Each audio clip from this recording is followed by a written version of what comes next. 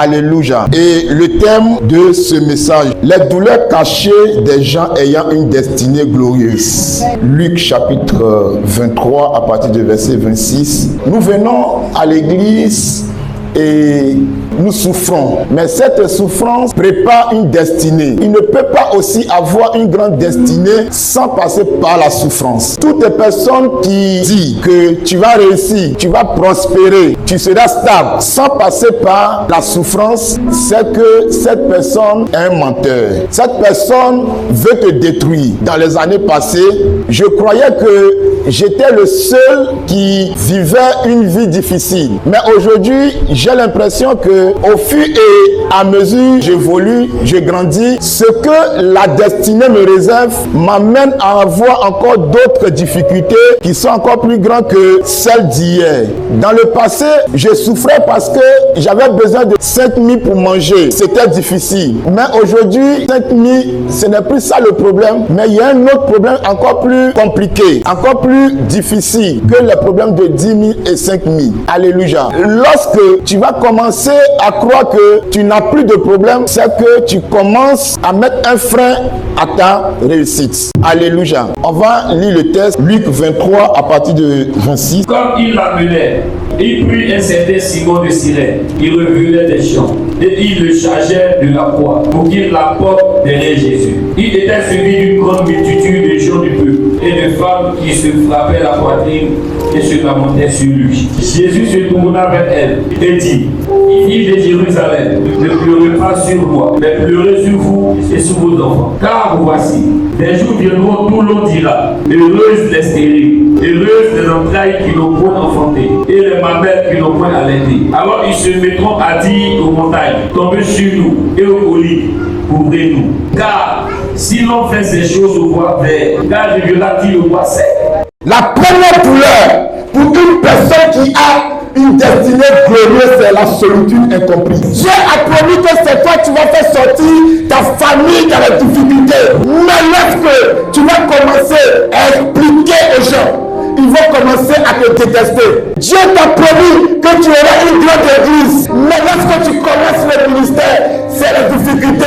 Tout le monde t'abandonne. Les gens voient ton présent, mais ils ne voient pas ton futur. Et tout ce que tu dis, personne ne comprend. Tout ce que tu fais, personne ne comprend. Ils te détestent parce que tu as une vision. On t'humilie parce que Dieu a déposé quelque chose en toi. Quand tu dis non, je ne serai pas comme vous, on commence à t'insulter, on commence à salir ton nom, à dire que non, toi tu n'es pas de Dieu. La solitude. Et dans ces moments difficiles, tu te retrouves seul. Tu te retrouves seul. Tu te poses des questions. Qui qui m'aidera à sortir dans cette situation? Parce qu'il n'y a pas quelqu'un, même tes amis t'abandonnent, ta femme t'abandonne, ton mari t'abandonne, tu es livré à toi-même. Solitude. C'est dans ces moments difficiles que tu es assis et tu prends un stylo, tu prends une feuille et tu commences à écrire des textes. Il n'a pas dit que je coulerai, il n'a pas dit que je semblerai, il a dit. Loin de l'autre bord. Il n'y a personne qui peut te remonter le moral. Et tu as l'impression que le Dieu même que tu adores, ce Dieu t'a abandonné. Quand tu regardes le ciel, tu cries, le ciel ne te répond pas. Quand tu cries à tes parents, personne ne te répond. C'est à ce moment-là que tu retrouves une force à toi. Et cette force te dit, ne crains rien, ça ira. Bien-aimé, ce matin, je veux te dire, si tu veux compter sur une personne, si tu veux regarder quelqu'un, tu ne pourras pas réaliser ce que Dieu t'a appelé. Ceux qui ont une grande destinée, il n'est pas quelqu'un pour les aider. Si le peuple de Dieu, au moins vous pouvez tourner vers le gars, vers l'homme de Dieu. Mais lorsque l'homme de Dieu se retrouve dans cette situation, il n'a personne. Il n'a personne. Vers qui il tournera son regard? Il est livré à lui-même.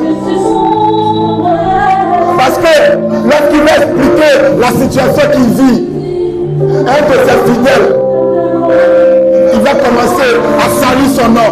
Alors il garde sa douleur dans son cœur lui seul. Et il souffre.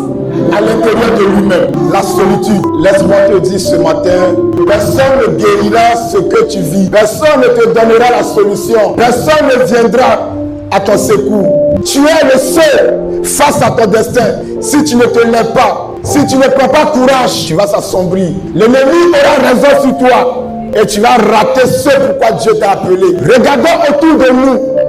Il n'y a personne qui nous aime. Si tu ne t'aimes pas toi-même, personne ne t'aime. Les gens font semblant d'être avec nous, mais en réalité, il n'y a personne qui est avec nous. La solitude. Chacun de nous souffre à l'intérieur de lui. Chacun de nous a une blessure qu'il cache. Et souvent, tu as envie d'avoir une personne auprès de toi pour lui dire ce que tu vis, mais tu ne connais pas comment est-ce qu'il va te considérer. Et tu souffres avec ta maladie. David est resté seul.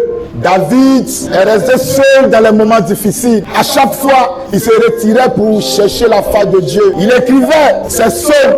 Lorsqu'il se sent abandonné, il prenait son stylo et il écrivait les psaumes. À cause de la solitude de David, que nous avons des psaumes aujourd'hui. Et sache que ce que tu vis sera une histoire. Mais si tu n'écris pas ton histoire, on ne verra jamais les écrits venant de toi.